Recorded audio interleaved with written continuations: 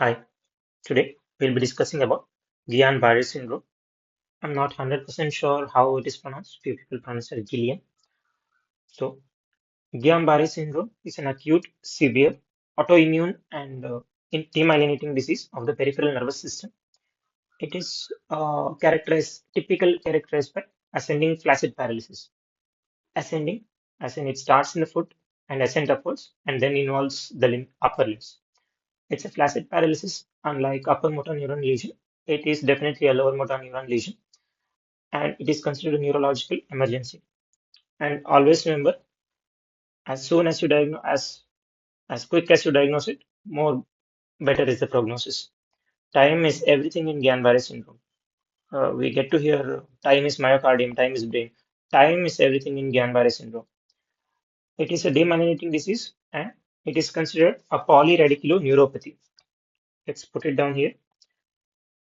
It is a polyradiculoneuropathy. So, what do we understand by this polyradiculoneuropathy? A polyradiculoneuropathy means multiple peripheral nerves are involved, and radiculopathy means roots are involved. Roots at the level of spinal cord are involved.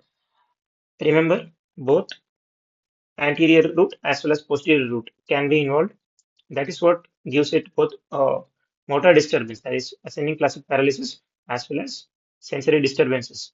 Sensory disturbance may or may not be there, which usually manifest as pain or dysesthetic pain, dysesthesia, tingling sensation, numbness. There is uh, there can be presentation with disturbance in proprioception also.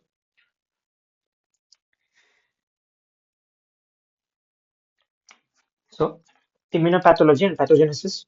I've written immunopathology because it is an autoimmune disease and an inflammatory disease. It is not a systemic inflammation. It is local infiltration of cells at the nerve. Of course, it is a demyelinating disease. Demyelination occurs because of production of autoantibodies against the myelin sheath. Uh, Remember, it could be the myelin sheath. There are different categories. AIDP, there is attack on the myelin sheath, there is attack on the Schwann cells, there is infiltration of cells, destruction of myelin. Whereas in two other variants called axonal motor, acute motor axonal neuropathy and acute motor sensory axonal neuropathy, we get destruction of axon, destruction of at the level of axon, and destruction at the nodes of Ranvier. The pathology here in Guillain-Barré is the destruction of myelin sheath. The destruction of myelin sheath produces conduction block. Conduction block causes pain, paralysis, and sensory disturbances. Now remember, uh, this will cause destruction of myelin sheath and not destruction of connections. The electrodiagnostic features,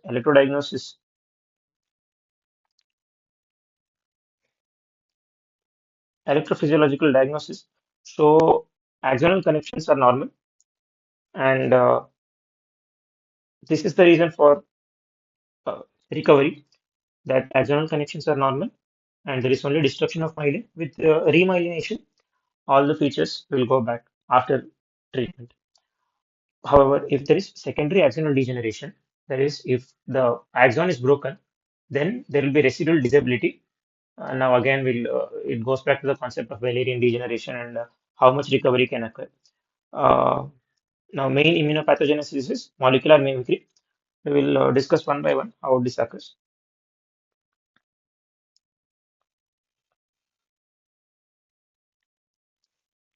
Remember, in GBS, there will be an antecedental event. Antecedental event could be gastrointestinal or respiratory infection.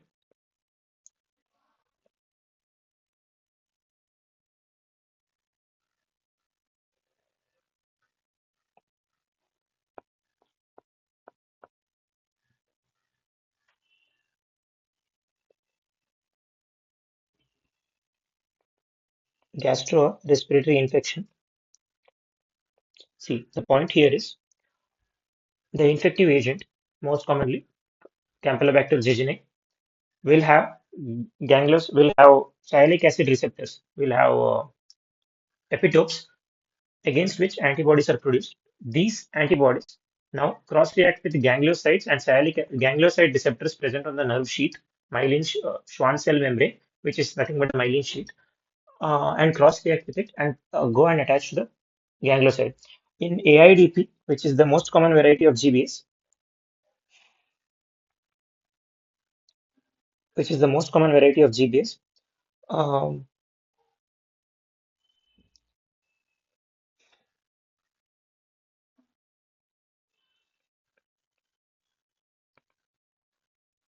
now the ganglioside receptors present on the nerve sheath membrane will be attacked by the antibodies. These antibodies now will fix the complement. There is infiltration of macrophage activation and lymphocytic infiltration, which will cause widespread damage to the myelin sheath. Now, there may or may not be secondary axonal damage. If there is secondary axonal damage, then it will produce residual disability at the end of the recovery if the person recovers.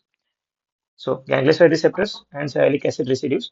Sialic acid residues is a part of ganglioside receptors present on the nerve sheath membrane. Anticidental infection we have discussed.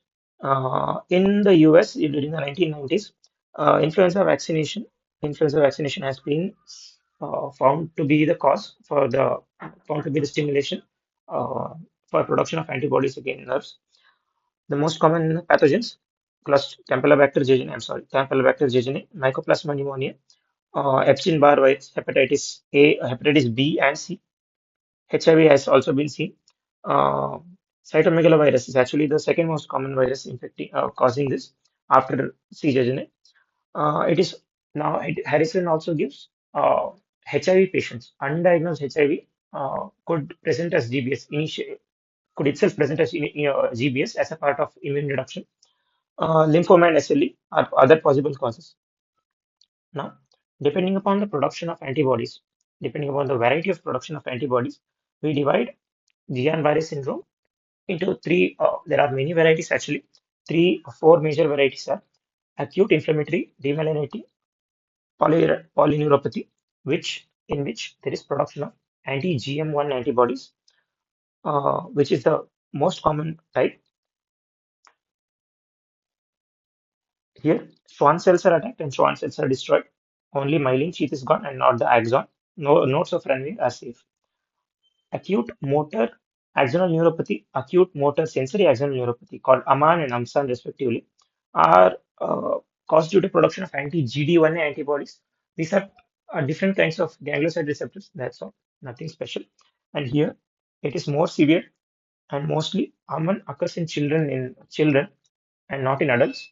And there is severe motor defects and prognosis is also very poor. Miller-Fisher syndrome is different spectrum.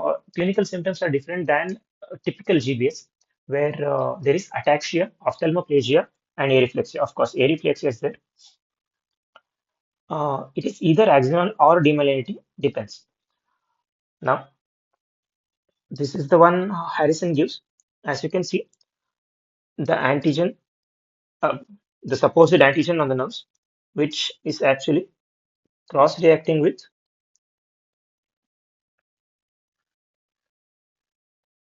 the offending agent. The offending agent is the antecedental event that we have discussed, which is either gastrointestinal or respiratory infection. And remember, this antecedental event would have happened 2 to 3 weeks earlier. And the production of antibodies need time, at least 2 weeks, the production of antibody and the onset of disease. Antibody binding, complement fixation occurs.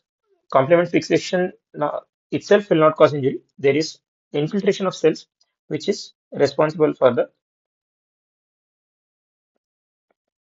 autoimmunity, that is self attack, which is also responsible for inflammation at local level, at the nerve level. This inflammation is responsible for all the symptoms. Inflammation means neuro. Inflammation means pressing on the nerves and inhibition of conduction.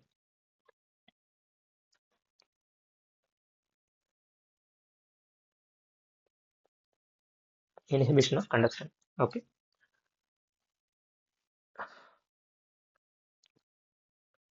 Remember, in axonal forms, which occurs mostly in children, Aman and Amsa usually occur in children, but the most common type is AIDP. Remember, nowadays more than GBS, AIDP is the term used. In axonal type, there is disturbance of nodes of runway. That is, axon is directly being attacked. Macrophages cells lymphocytic infiltration occurs directly on the axonal level, and there is also more secondary secondary axonal damage, secondary axonal degeneration. Okay. With this, we'll move on to the clinical features. Remember, all the clinical features are due to production of antibody against the nerve sheath and the resulting demyelination. As I said, it is ascending flaccid paralysis and there is polyradiculoneuropathy. First and foremost symptom is acute flaccid paralysis. Of course, there are neuro is anything can occur anywhere. However, the most common presentation is acute flaccid paralysis. The weakness ascends upwards starting from the lower limbs. Remember, remember this point. There is typical rubbery legs feel in the patient. The patient, this acute flaccid paralysis evolves over few hours,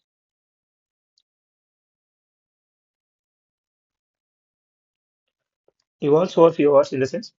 Initially, when the patient gets up from the bed, he'll feel the legs are rubbery in sensation. That is, they are rough and elastic, and there is a little weakness. As the day progresses, within noon, there is partial weakness, and also there is difficulty in controlling the leg movement. That is, proprioception is lost. So he'll feel difficult in wearing the chappal, and eventually at the end of the day, he'll have full blown weakness. He'll have difficulty in standing up, difficulty in moving, etc. So the first symptom is ascending flaccid paralysis. Remember, this weakness is proximal plus distal. It is ascending, but it is proximal plus distal. Both proximal and distal muscles are involved simultaneously.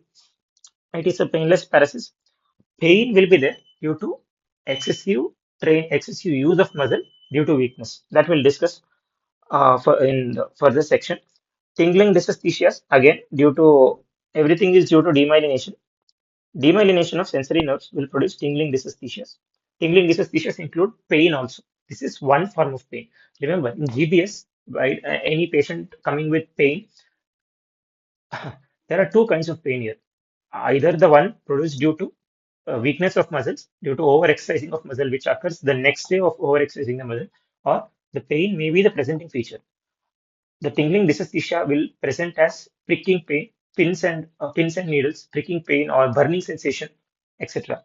So there may be a variety of presentation.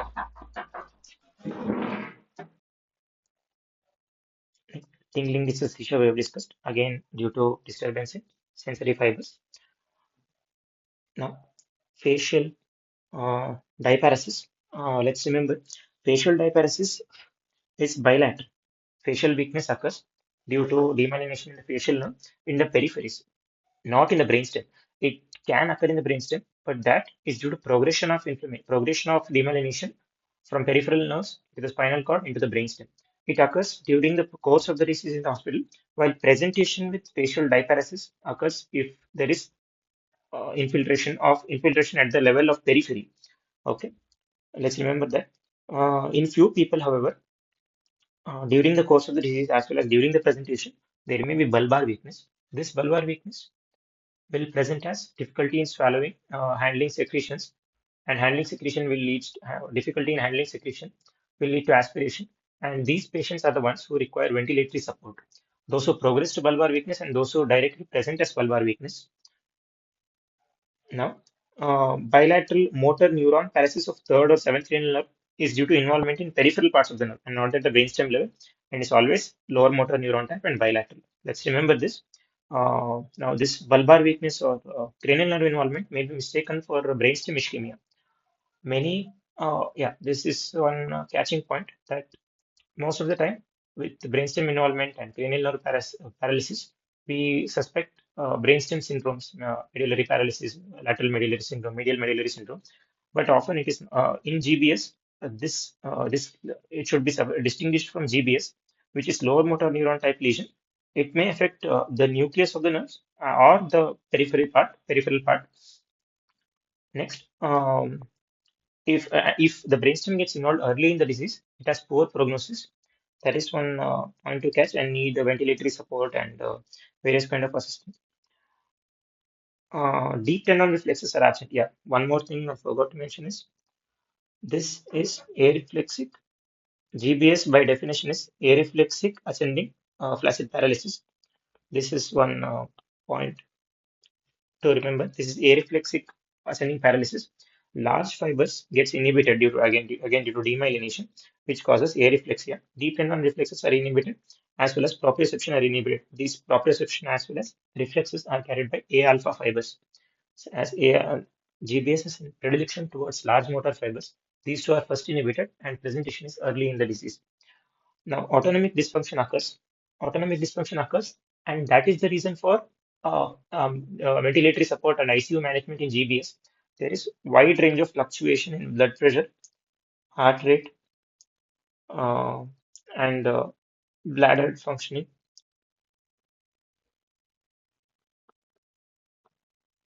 Okay, pain we have discussed for different reason. One is tingling dysesthesias. Another one is acute pain, deep aching pain due to overworking of muscles. There may be pain over the spine, over the shoulder, over the back. We should create suspicion of GBS. Transient bladder dysfunction is due to autonomic dysregulation and occurs transiently if persistent. If the presenting feature itself is bladder dysfunction, other brainstems in other spinal cord diseases must be suspected, like viral myelitis. Autonomic features include wide variation in blood pressure, heart rate. There is high chances of arrhythmias. And these autonomic dysfunction is often the reason for poor prognosis and comorbidity and difficulty during management of the case. Types we have discussed. These two are more common in children. And Miller-Fisher syndrome is characterized by a triad of ataxia, areflexia. This ataxia and ophthalmoplegia is very prominent characteristic feature of Miller-Fisher syndrome. Now, apart from this, few more points are there to discuss. Autonomic dysfunction is the reason in critical phase it should be monitored carefully. Now, we have to also discuss what is not GBS. That is, in the clinical features, if we find prominent bladder dysfunction at the presentation or sensory disturbance is there, other diseases like viral myelitis should be suspected. Viral myelitis or transverse myelitis should be suspected. Um, and transient bladder dysfunction will occur in GBS. Now, let's remember, yeah, one more feature of autonomic dysfunction is postural hypotension, which is very prominent and close monitoring is required and often fatal. But this now, uh, what are other diseases that may occur with that may mimic GBS is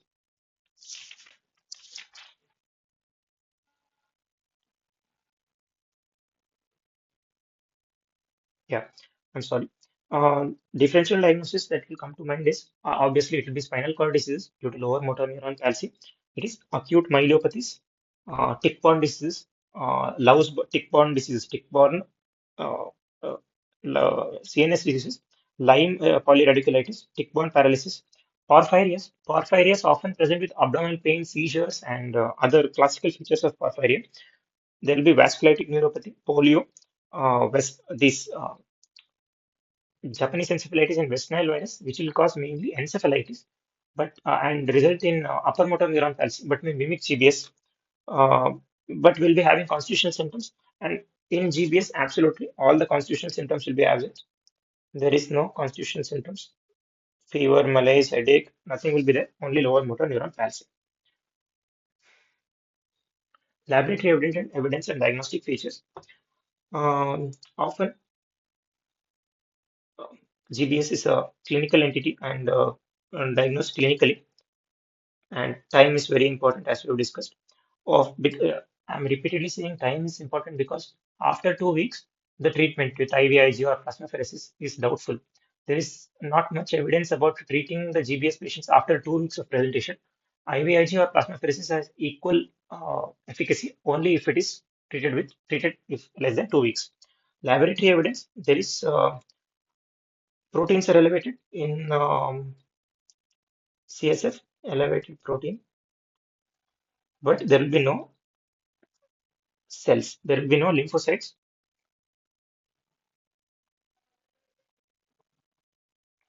in CSF. Pleocytosis will be absent, but protein will be elevated. This is called albuminocytosolic differentiation.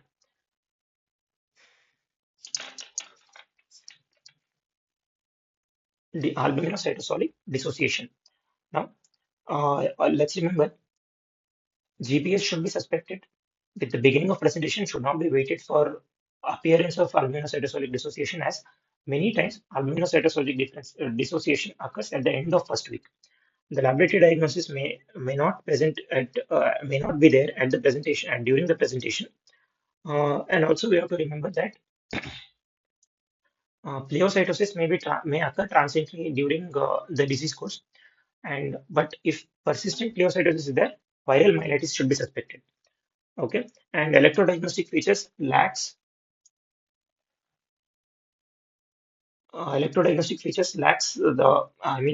is not equal to the clinical involvement.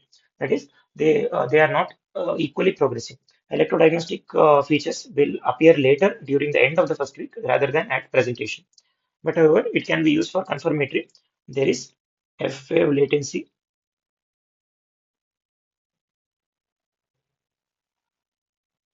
as well as reduced duration of compound muscle action potential. Okay. Differential diagnosis, as we have discussed, acute myelopathies, all the pathogen borne diseases like tick-borne radiculitis, Lyme polyradiculitis, Japanese encephalitis, and West Nile virus encephalitis, crit- uh, uh, CMV polyradiculitis, vasculitic neuropathies, myasthenia gravis. Even myasthenia gravis can mimic GBS, botulism, or even poisoning with thallium and arsenic also may mimic GBS. Uh, all these can be excluded out during with laboratory tests. Of course, treatment has to be started as early as possible. Harrison gives something called Brighton criteria, which I feel is stupid because there is nothing much to keep a criteria for Guillain-Barre disease, which is purely clinically diagnosed with history and examination. Uh, Gives 4 to 5 points, and at each level, level one, level two, level three, same points are again and again repeated. I don't find any difference in this. Bilateral and flaccid weakness of lips, as we have discussed, classical clinical features, acute flaccid weakness, ascending paralysis, and this is bilateral. One thing I forgot is it is bilateral. Even if cranial nerves are also involved, it is bilateral again. Remember, if facial diparesis is there, it is diparesis. It is bilateral. Bilateral facial paralysis should raise suspicion of GBS. Unilateral facial paralysis will be equal to Bell's palsy, but bilateral facial paralysis could be anything, could be brainstem syndromes, could be GBS. Decreased and absent deep tendon reflexes, as we discussed, absolutely. It is an areflexic ascending fast paralysis. Um, Symptoms evolve. This paralysis evolves to complete full-blown weakness within 2 days of presentation, and after that, there is clinical plateau. There is something called clinical plateau. However, we don't wait. See, this is the problem with diagnostic criteria.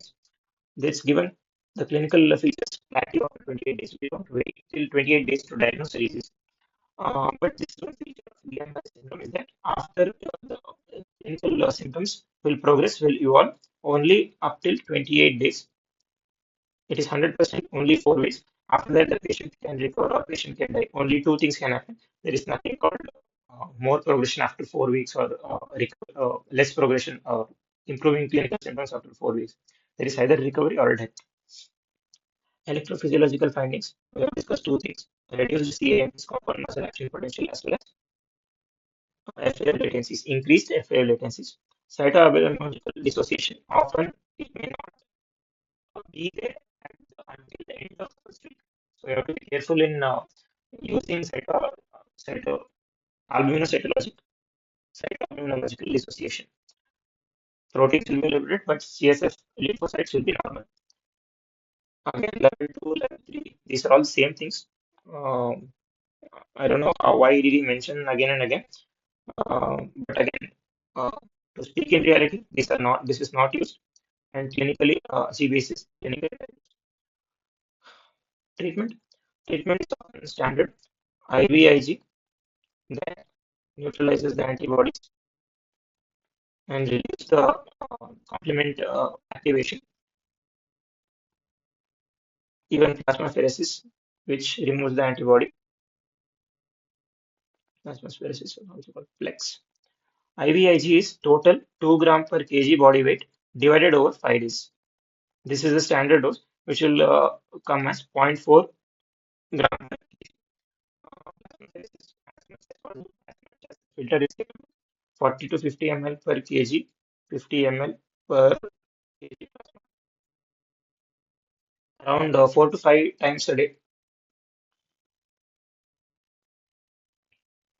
for 7 days. Often, IVIG is chosen as a treatment for ease of administration, and often plasmapheresis is not there in many centers.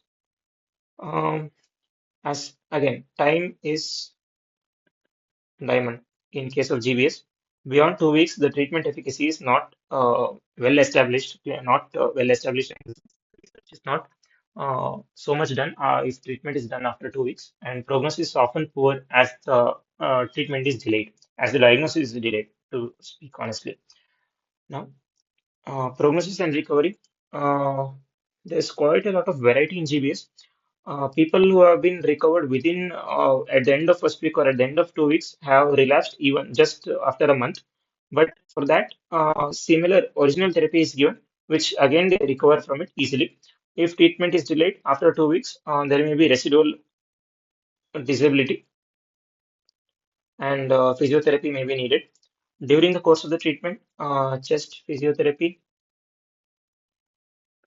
and uh, joint movement should be done to prevent contractures. Around 85% in GB suffering from GBS will have full recovery at the end of the first year. 30% need mechanical ventilation. That is mostly due to bulbar weakness, bulbar palsy, leading to mishandling of secretion, risk of aspiration. Often tracheostomy, intubation, or tracheostomy has to be considered early in the disease, considering the clinical features.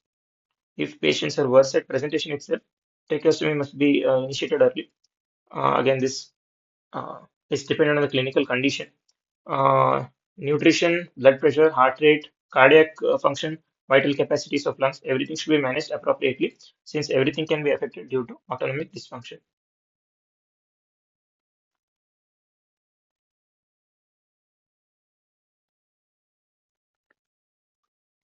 Thank you.